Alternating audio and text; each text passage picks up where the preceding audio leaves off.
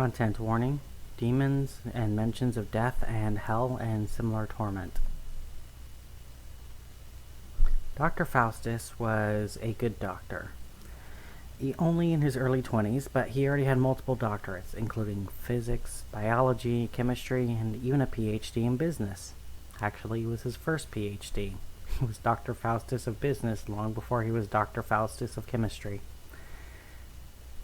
One day, though, on a day just after his birthday, he was in his office in the company that he owned, and looking over all the paperwork on his desk and the typewriter in front of him, he lamented that despite knowing everything that he knew, raising himself up from the son of a shepherd to being one of the most revered doctors in Europa, he felt like something was missing from his life. He was lamenting that despite everything he knew, life just wasn't worth living because man couldn't control life and couldn't control death. He felt powerless before his destiny, and despite all that he knew, he felt like he needed more in his life. While he was lamenting at his desk, his assistants, Miss Light, a bright and cheery woman, and Mr. Knight, a glowering but cynical man, spoke with him. Miss Light pointed to his achievements behind him, all the different rewards and peace prizes and Nobels, laureates, all of that, just hanging behind Dr. Faustus' desk. Sure, he wasn't looking at them, but he had many, and Miss Knight reminded him that he had so much more he could do. There were still more mysteries to unravel and still more things to do. He could go out and find another doctorate. He could find cures for diseases. He could open new businesses. There was tons he could do that he hadn't done yet. Find purpose in those things. Mr. Knight, though, told him that there was a whole lot more that he would never do. Before Dr. Faustus and where Mr. Knight stood, there was just an empty office. No one except Mr. Knight, and Mr. Knight reminded him that despite all of his power and all of his rewards, that Dr. Faustus would never truly master the mysteries of the world. There was so much more that he could never do. For every life that he saved or every medicine that he invented, there would be 1,000 more he would never even touch. So, in this state, torn between light and night, Faustus wondered, and his mind wondered. Mr. Knight reminded him that though he didn't know his limits, that he was certain of Dr. Faustus's limits. Dr. Faustus would never move a mountain. He would never redraw lines in the sand of Europa, and he would never change the minds of old men, and he would never bend the Fae to his will. Mr. Knight's words awoke something in Dr. Faustus. Now, no longer lamenting on his desk, he stood up, and he asked his assistants to bring the vile doctors of the Talmud to him, the doctors Valdez and Cornelius. The assistants left immediately, whispering amongst each other as they left to bring the good doctors to him. Both doctors were wanted by most of Europa, the Empire of the Six Cities, and even the Middle Kingdom.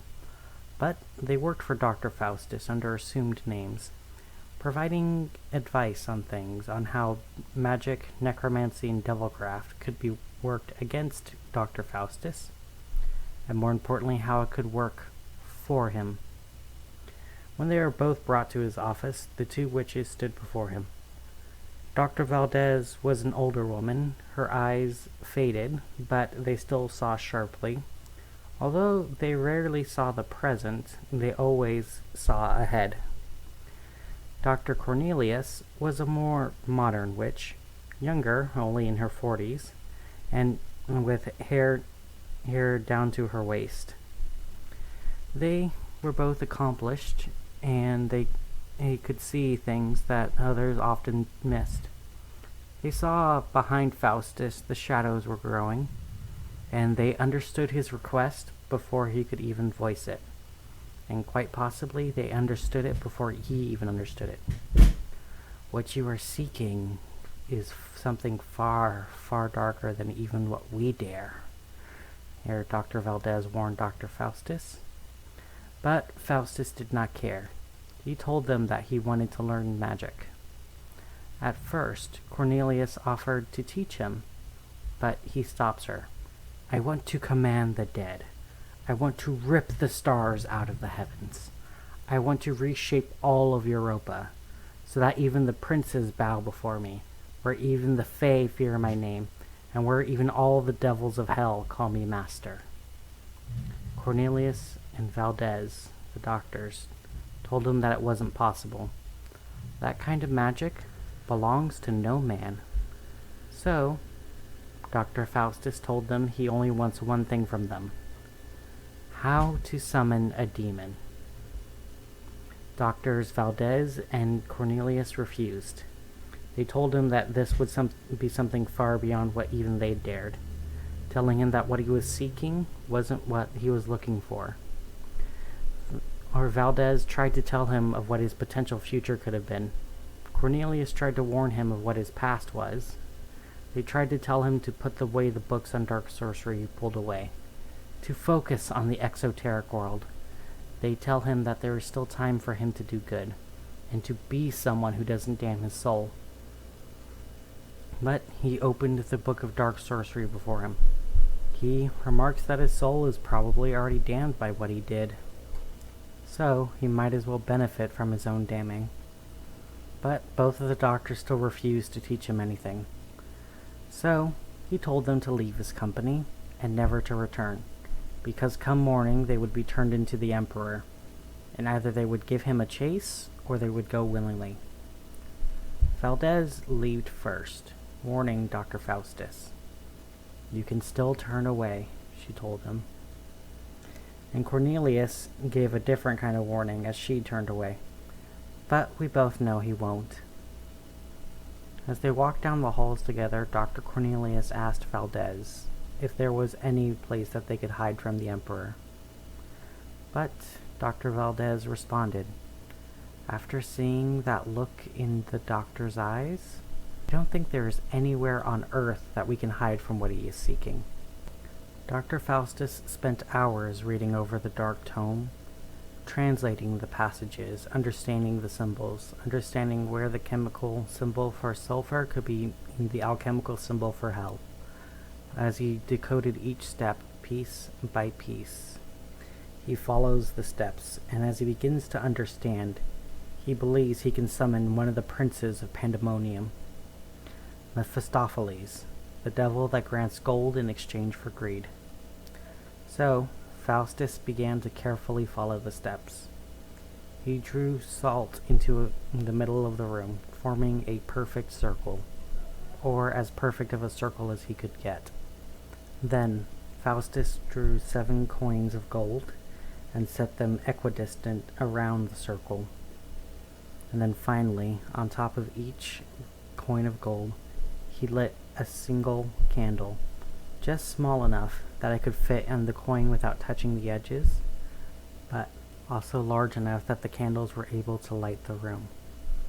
As the candles were lit and the flames stood stock still, the shadows in the room grew larger and larger, almost like Dr. Faustus had an audience that dared to see what he was trying to do. Finally, for the final step of the ritual, Dr. Faustus took a piece of paper and wrote on it the name L. 2 simple letters, but one of the names of an old god. When he set the name in the center of the circle, he prepared to burn it. But just before he could strike his match, he found something in the chair in front of him. In his chair, to be precise, behind his desk, was a man smoking a cigar. A large hat, his face concealed in shadow, but his cigar very bright. This disgusted Dr. Faustus. Here he was wanting to be alone and wanting to summon a demon, and someone just had to interrupt it, smoking in his office of all things. "Who are you, and why are you smoking here?" The man in the chair merely chuckled. "You wanted to talk to me, so I am here. You don't even recognize your guest? I'm hurt. I am Monsieur Mephistopheles. You may call me Mephisto." Dr. Faustus responded with a groan. "Ugh, I don't tolerate smoking around me. Put your cigar out." Mephisto shrugged and put the cigar out, tucking it away. And Dr. Faustus felt a rush go through his body. He had realized in just that moment he had both summoned a demon without going through a ritual, and then in turn commanded the demon to do what he wanted. "I had just commanded a devil. I am truly a great magician, surely one of the greatest in the world. I'm already one of the greatest doctors, so of course I would be a great man at magic." The man before him, Mephisto, just shrugged and then waved with one hand like he was waving away smoke. Sure, you're a great magician. Just don't confuse common courtesy with contrived control. You'll foul yourself up, magician." Dr. Faustus did not recognize the demon's sarcasm. Believing he still had great control over the situation, he raised his right hand as he tried to command Mephisto. "Tell me, demon, why are you here?" Mephisto pointed to where Dr. Faustus was going to burn the name of God in the middle of a circle. "We demons go where men try to wreck the names of the gods. We hope to find a lost soul to bring with us back to Pandemonium." Dr. Faustus now raised his left hand, like he was trying to command Mephisto in some other way. Mephisto only yawned and scratched at where his beard should have been. Honestly, he didn't know what Dr. Faustus was trying, but he was willing to play along. "Aha, demon, this is where you have fouled yourself. I do not believe in Pandemonium. If such a place as vile and evil as hell would truly exist, then all a man would need to be is as stoic and as strong. Then no matter what happened to him, nothing shall truly ever bother him." The demon Mephisto only stared at Dr. Faustus, disbelieving. His eyes couldn't be seen by the doctor, but even Dr. Faustus could understand what he was thinking. "You have summoned a demon from hell, from the palaces of Pandemonium, and you don't believe that hell is a place? You assumed you conjured me with your chants and smoke and mirrors? Oh, poor proud professor. The world is more wondrous and terrible than you can ever imagine. And don't you imagine that there is more than you know? But you are nothing more than my creation, demon. My conjuration, to do as I command for. I am the great magician who will raise the mountains and rip the stars from the sky." "Uh-huh. Okay, sure thing. So, magician, what do you want to give me in exchange for such magic?"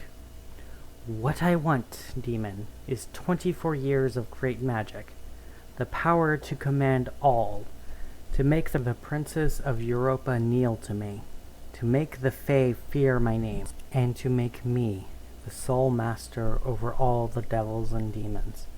What I offer you, demon, in exchange is my body and my soul at the end of the 24 years, for all of eternity." At this point, the assistants Miss Light and Mr. Knight left the shadows.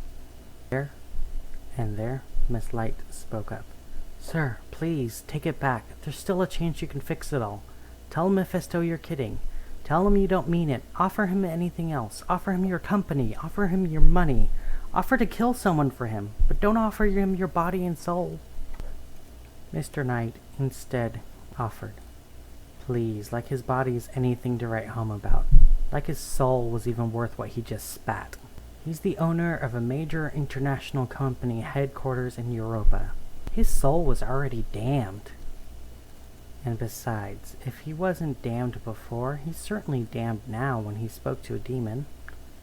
Dr. Faustus heard this exchange behind him, but he didn't care what his assistants had to say, nor even where they came from. Mephisto raised an eyebrow underneath his hat. Even with his face invisible, it was clear this was what he did. "Are you sure you want to sell your soul? Even in a place as vile as Pandemonium, souls are not given lightly. The pain we go through, even the mightiest in hell weep from the tortures we endure. You think all you need is fortitude and nothing will bother you?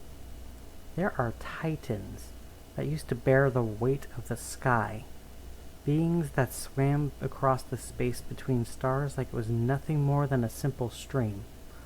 Warriors who could shake the very walls of death and shake the very foundations of heaven with just a single shout. And they all now suffer in Pandemonium. You know what they do? They scream, every bit as loud and every bit as much as the weak. They burn just as easily, and they beg just as pathetically.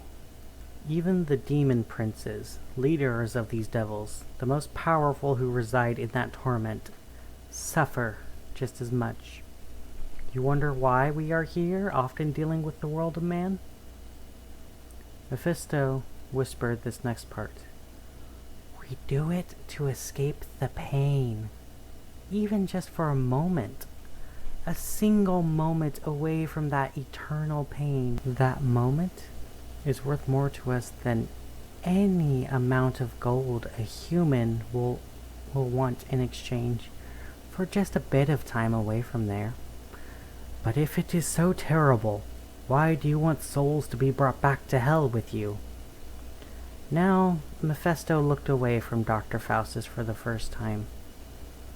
He is clearly hiding something, but Dr. Faustus either doesn't notice, or quite possibly he didn't care to notice. Well, misery loves company, and where misery is shared, it's lessened. If you cannot make your own pain stop, you can always just inflict it on others. In Pandemonium, the tortured torture the torturers, and the torturers torture the tortured. Still, Dr. Faustus does not care. He approaches the desk. Dr. Faustus lays the paper on the desk, and he removes his pocket knife. "I do not believe in such a place as in Pandemonium, and like I said, even if such a place even existed, it would not affect such a powerful magician such as me. I would merely compel the demons and the devils to flee from me, and to make me their king." Mephisto chuckled at Dr. Faustus's words. "Oh, good doctor. I never said the demons and devils were what made Pandemonium terrible." Now, Dr. Faustus, hearing Mephisto's ominous warning, took his knife, and then he cut his left wrist. As some blood began to flow, it immediately sealed, his blood flaking away before he could even touch it. Now he cuts again at his wrist, and still it heals before the blood could flow. And finally a third time as he cuts long ways across his wrist, and the wound seals again. A scar forms where he has made the cuts. The scar reads, "Flee, Faustus." Miss Light, seeing him and standing behind him, begs him, "The gods have spoken. Flee from this place and flee from this demon, and you won't have sold your soul." Dr. Knight, also standing behind Dr. Faustus, responded, "Well, does it even matter? Even if he didn't damn his soul from speaking to a demon, he surely damned it by cutting at his wrist. What loss is it to him to just make it official?" Faustus again agrees with Dr. Knight and tries to cut at his wrist again. but no blood flows. This time, Mephisto drew a blade from where he tucked away a cigar. A red, hot blade. Are you sure about this, Dr. Faustus? 24 years of magic? In exchange for an eternity of suffering. Oh my. This blade, as hot and as sharp as it is, both pales and cools, in comparison to the tridents and forks we have waiting for you down below. Dr. Faustus struck out his left wrist before Mephisto. I already have damned myself.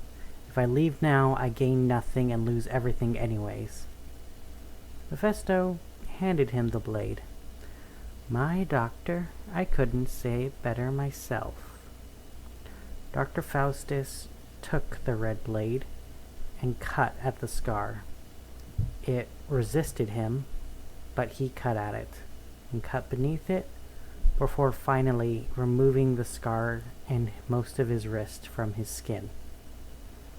Now taking his right hand, he takes the blood on his left wrist as he writes his contract in blood. It says what he agreed to Mephisto, 24 years of magic and servitude in exchange for an eternity of his body and soul. Now the contract completely written in blood, Faustus signed the bottom of it in his blood. Mephisto, instead, removed a simple fountain pen from Faustus' desk and wrote his name on the bottom. Honestly, good doctor, I prefer ink myself, but you do you. Once Mephisto's name is signed, the blood on the contract congeals. And once it congeals where Faustus cut at his wrist, it also heals. But this time, instead of the scar saying to flee Faustus, it simply reads, Mephisto, around a 5-pointed star. Now, Mephisto hands Dr. Faustus the contract, and then Dr. Faustus attempted to command the devil again. Tell me, what version of pie is the most accurate? Mephisto responds with a shrug. The version you like to use the most. Well, tell me who created the earth. Why, you already know that answer. I knew it. It was always the squids. Now tell me, Mephisto, what great truth is out there? That you sold your soul to hell.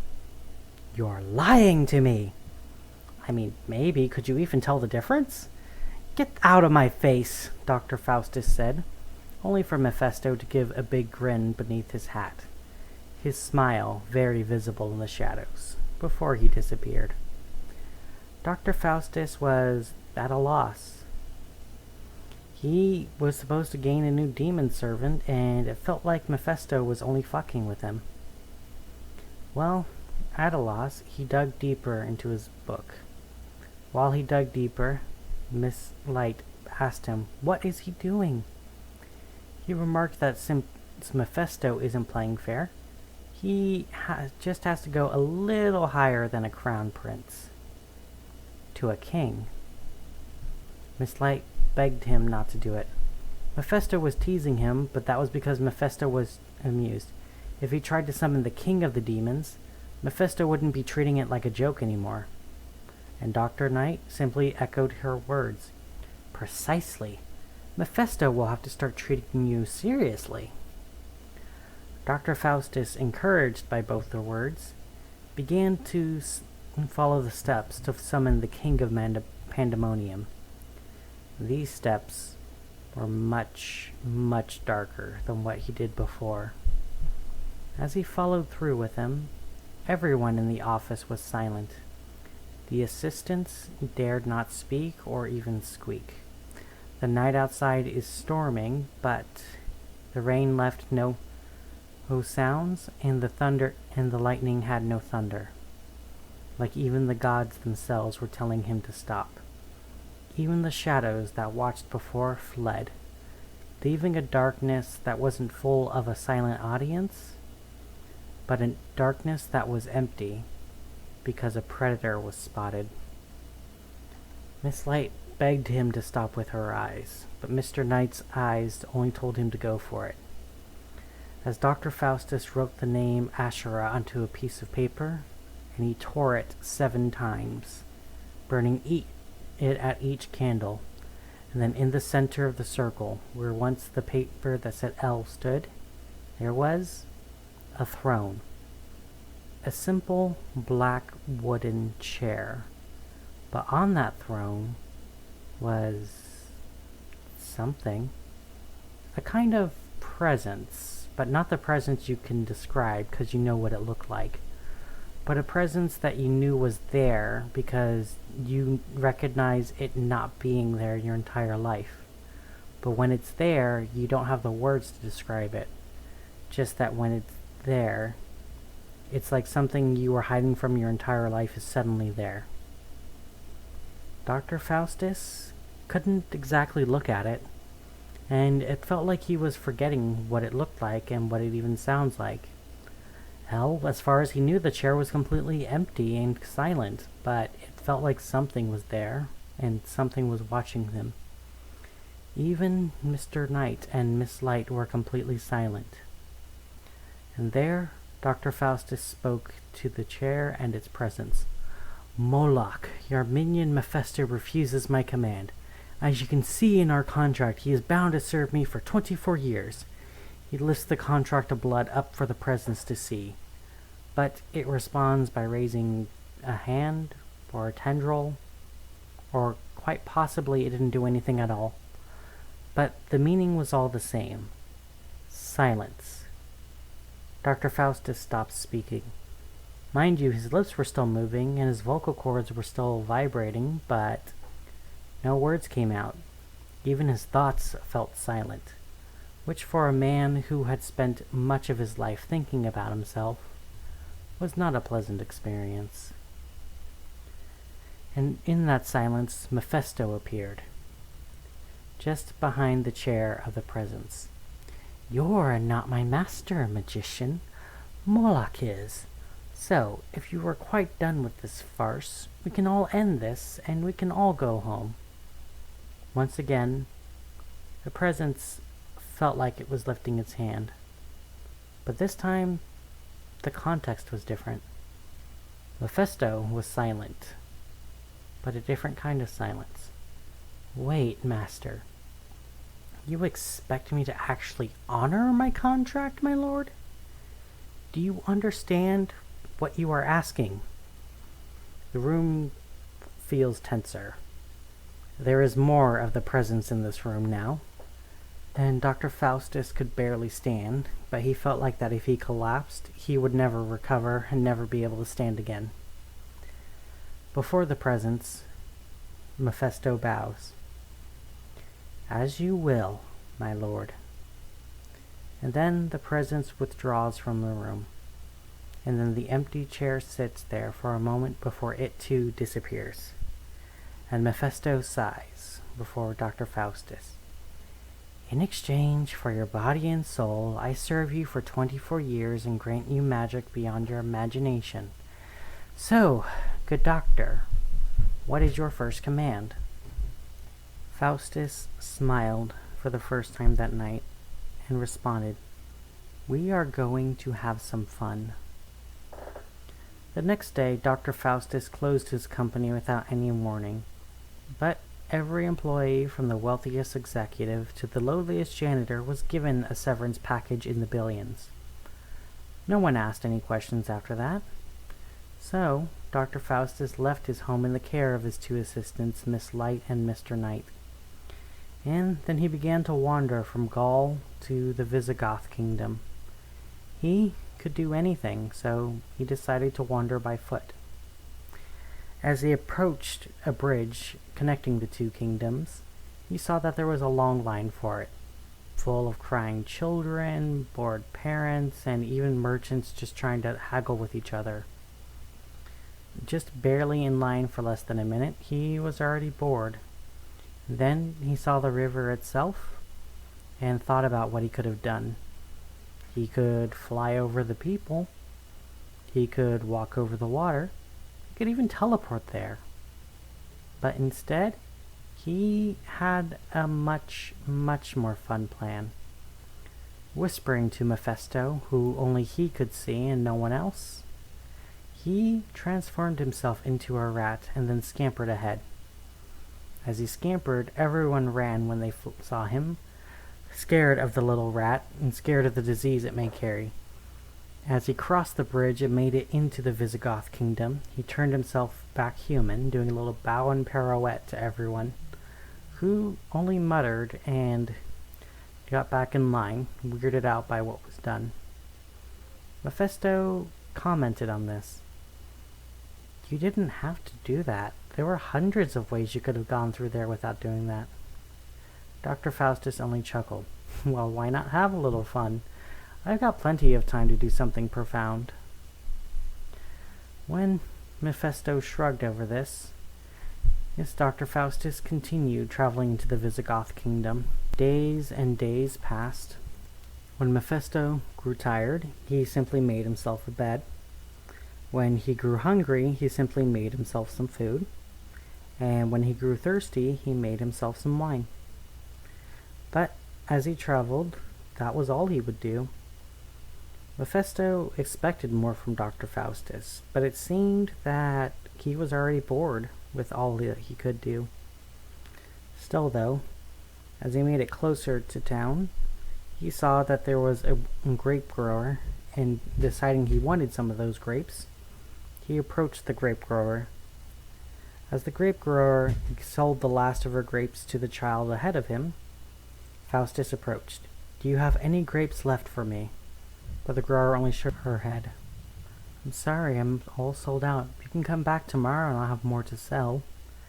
Dr. Faustus, displeased by this, instead made his command to Mephisto known. Where the grape grower grew just a moment ago, there was now just a grape. Taking the grape, he consumed it and moved on. Mephisto whispered to Faustus, You know I could have made you more grapes. Or even better, there could have been another grape grower in town. But Faustus shook his head. It's the principle of the thing. You don't sell out of your only product. As time went on, Faustus spent many years in town. Once he turned invisible for an entire day, just to mess with the local priest. He made the priest's things disappear. He would speak to the priest, slowly make the priest believe he had gone insane, and then at the end of the day he made himself appear, just to get a chuckle out of the priest. And once that was done, he just went to where he was sleeping for the night, not thinking about it. Another day, he thought it would be fun to mess with someone who needed a horse. So, he made it so that there was a horse to sell to them. When the man bought the horse for merely a penny, Dr. Faustus warned the horse buyer, Never run with your horse out in the rain. The horse buyer nodded, promising that he wouldn't. It was a sunny day. That was not even a worry then. But the moment the horse buyer left the corner, he was struck by a rainstorm, a small one that only struck his horse. Once that was done, his horse disappeared. So the buyer went back to Dr. Faustus. I want my money back. Faustus shook his head. I'm sorry, but there's no refunds. You bought the horse and you took it away. But my horse disappeared. I told you not to leave it in the rain. It wasn't my fault that the rain just appeared. So Faustus raised his hand and then lowered it, transfiguring the buyer into a horse. Now grabbing the horse's reins, Dr. Faustus waited for another horse buyer to come along. He did this all day to many, many horses and many, many buyers. One lonely day, 20 years into his service, Faustus decided it would be good to have the woman of his dreams. So, after a long night with Mephisto, where he explained every trait he wanted her to have, where she would have a lovely singing voice, beautiful eyes, hair that was darker than obsidian, and a smile that could cut steel. Mephisto agreed, disappearing for a day before returning with a woman who fit every one of Dr. Faustus's specifications. She was beautiful, she was strong, and though she rarely smiled, it was a piercing thing. But even though she would sing for Dr. Faustus, she would never speak. But he never asked for a woman who spoke, so he did not care. And after a day he grew bored of her and left, leaving her in the home all alone, where she would wait for a while. On another day, closer to his final year, Dr. Faustus found a guard in town, a man who often had jokes for everyone, and even had a joke for Dr. Faustus. "My oh my, good doctor, look at you. Look at what you've done. You're almost as good as a magician." Dr. Faustus was not pleased by these words, so he left a simple curse on the guard, one that he would never get close to his wife again. That night, when the guard tried to come close to his wife, she was repelled by him, almost like they were two magnets pushing against each other. They couldn't even be in the same room together without him pushing her away. Bothered by this, the guard sought out Dr. Faustus and begged him to remove the curse. "My oh my, guard, but with your face, I'm sure she'll come running away." The guard, not sure what else to do, turned to the duke that ran that town and asked him if he could remove the curse. The duke, that very night, summoned Dr. Faustus, and the duke asked him to simply remove the curse, and then the duke would owe him a favor. Faustus eagerly agreed. He always loved having a royal that owed him a favor. As he removed the guard's curse and he slept in his wife's embrace that night, Mephisto pointed out that Faustus was quite in the habit of having royals who owed him favors, but he never called in on any of them. In fact, Mephisto didn't understand why he didn't simply command the royals, like he always said he would. But Faustus just waved it away. "Oh, I have plenty of time for that, and until then it's good to have a favor that's owed to you. You never know when you're going to need it someday." Mephisto only shrugged at those words. "If you say so, Faustus." The next day, though, when Dr. Faustus woke up and he looked at his calendar, he realized this was the last day of his 24 years. In a single day, Dr. Faustus walked all the way home, from the Visigoth town all the way to the Gallic city he used to live in. His home, now an empty place, barely maintained by his assistants, now old and decrepit. Miss Light tells him, even though she is an old woman and he's still the young man, "Please, just ask for forgiveness. Surely now even you can be redeemed?" Mr. Knight, an old and angry man, only yelled after her, "After everything he's done, surely he wouldn't give up any of it for anything." Dr. Faustus noted how the walk home, everything seemed just so dark. The sun didn't truly seem to rise. Oh sure, the sky lightened a little bit, but the sun didn't make its way across. And when he thought he felt rain on the way home, instead what he felt was blood. No one else seemed to notice the blood, but he could feel its warm and salty nature. It smelled like blood, and it tasted like blood, and it congealed on his clothes like it was blood. He saw people staring at him as he walked by. Even he saw people with their heads turned around in ways where it would have broken their necks. 180, 270. He watched one person turn his head completely around. And he even saw a child with no eyes follow him for miles before it simply disappeared. He saw many other children too, that seemed normal and played normal games. But their shadows seemed to have a presence just as much as what was on the throne. And one of the most haunting things he found was in his own town. A skeletal pope giving a silent sermon to a completely silent congregation. An entire graveyard. It didn't seem to notice him, but the way he saw it, the shivers couldn't stop. Now, in his home, sitting in his chair for the first time in 24 years, he wondered what he truly did. For so long, it was always what was fun now. There was always time later to do something worthwhile. There was always time later to command a prince. There was always time later to remove a star. It was always just what he wanted to do now, to scare away a person, to go invisible, to shock a priest, to curse a knight. But now there was no tomorrow.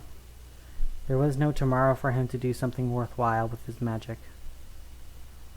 And in that chair, he wondered, just for a moment, if pandemonium was real, and if it would really hurt. He wondered if all the people he'd killed across those years, just so easily and so casually, he wondered if they would be waiting for him. He also wondered if there was any chance for him at all, or if he was always bound to go to pandemonium.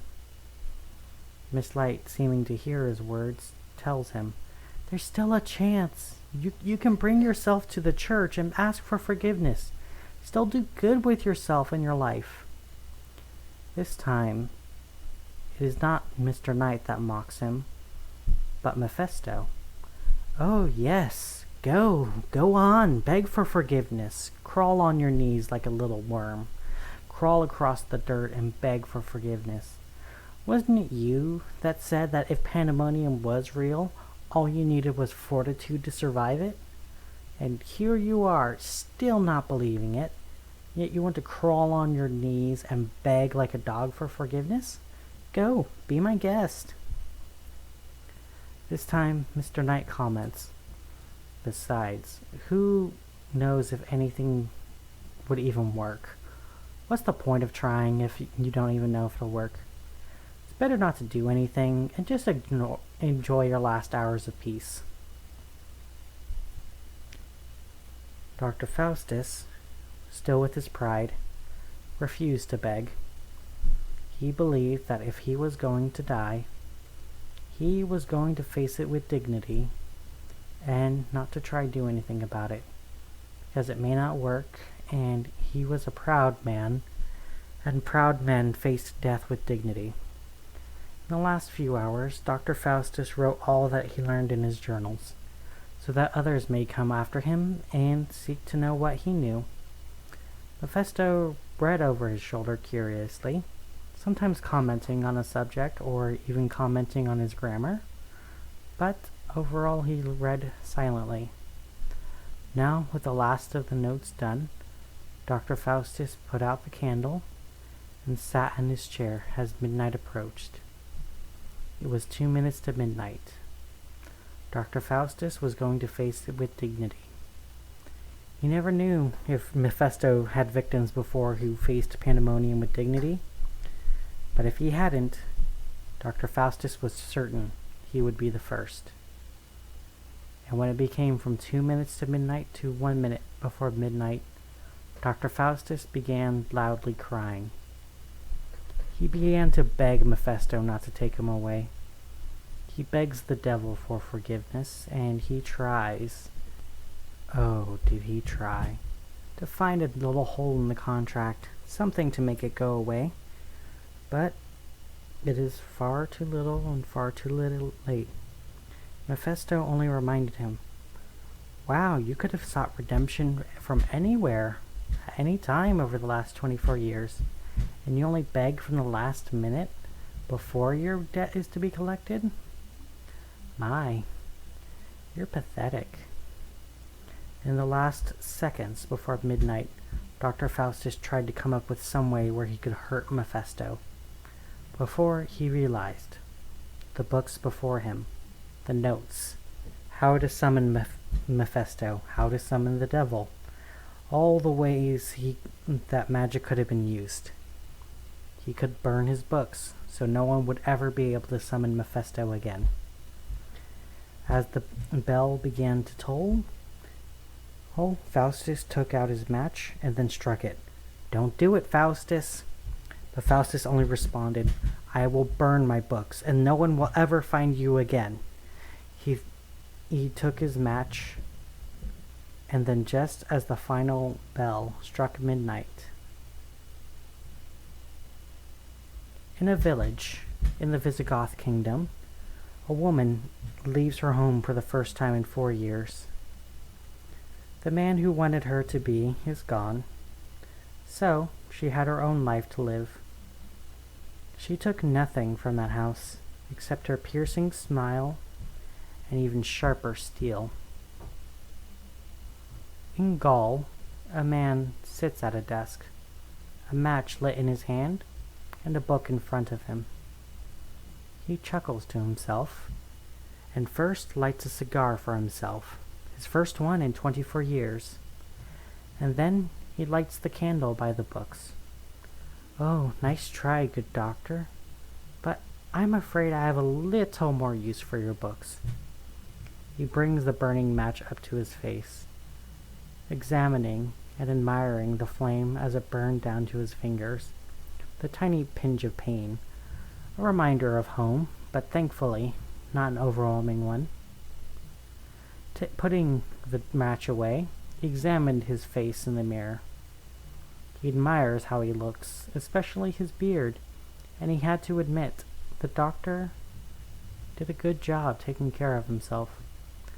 The man stretched himself out, and he told his new assistants, Mr. Knight and Miss Light, to kindly leave.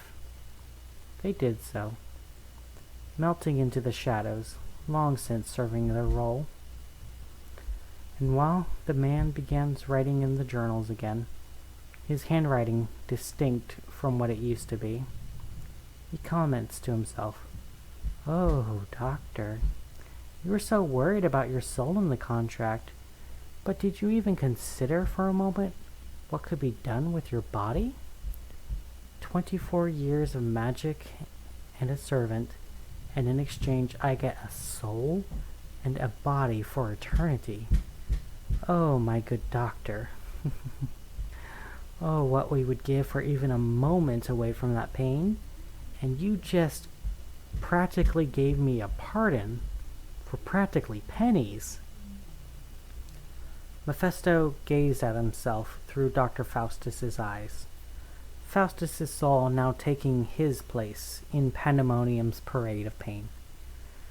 "Me, my good doctor, myself, and I. Oh, we have so many plans for this world, and I don't intend to waste a single day," he said as he continued the doctor's work. Thank you for that retelling of the tragical history of Dr. Faustus, written by Kit Marlowe. I hope you enjoyed it, and please have a good rest of your night.